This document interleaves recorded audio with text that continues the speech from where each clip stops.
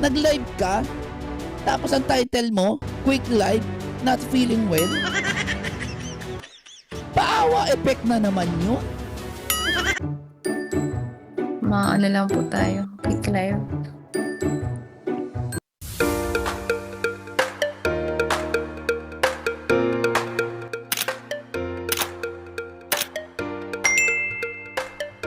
Isang mapagpalang araw po sa ating lahat. Magandang araw at gabi po dyan sa mga silent viewers at solid supporters. Sa mga ng mundo kayo naroroon, mega love shoutout po sa mga kanya. Narito muli ang ating panibagong pag-uusapan o panibagong update ngayong araw. Sabihan natin ay nagkamali raw sa ginawa.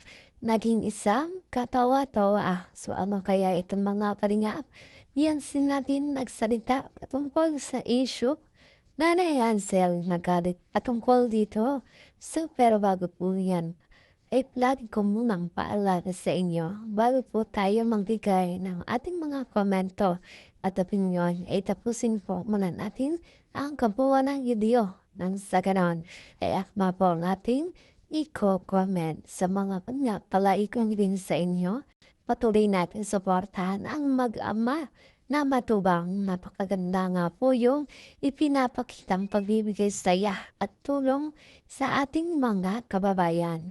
At lagi rin natin suportahan ang kanilang may bahay. Walang iba kundi sina Ate Edna Vlogs at Jacket Tafia.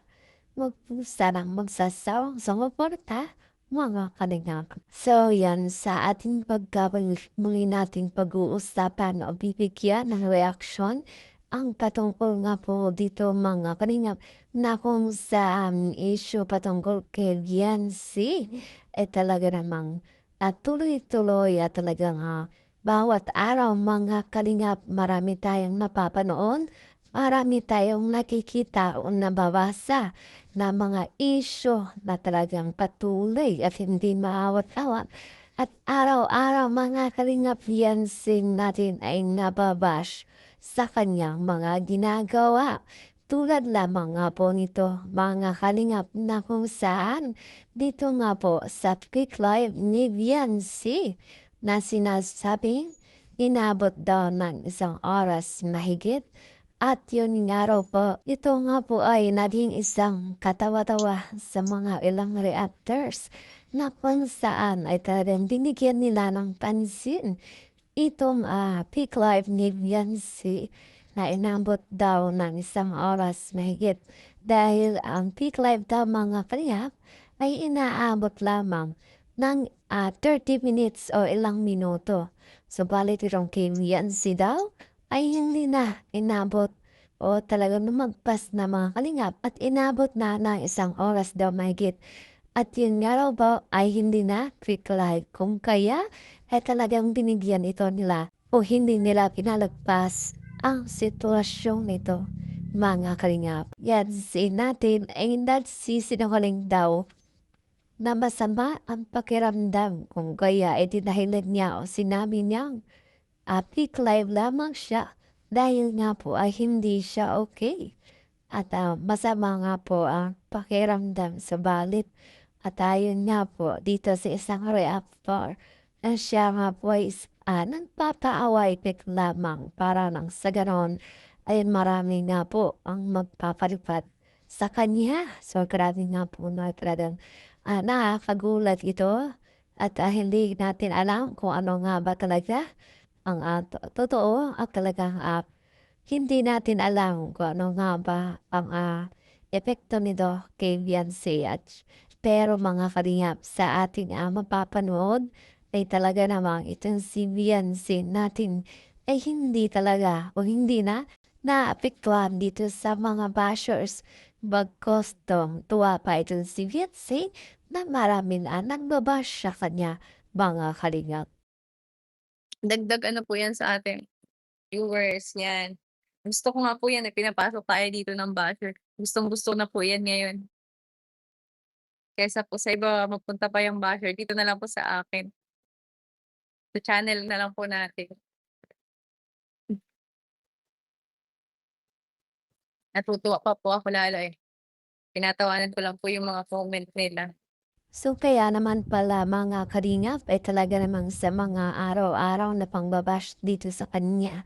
Sa mga nababasa niya nga bad comments dito lang nga po sa kanyang live. At talaga namang hindi na nga po siya tinatamdan ng mga pangbabash sa kanya mga kalingap. Bagkus natutuwa pa umano siya na pinapasok siya ng mga bashers dito.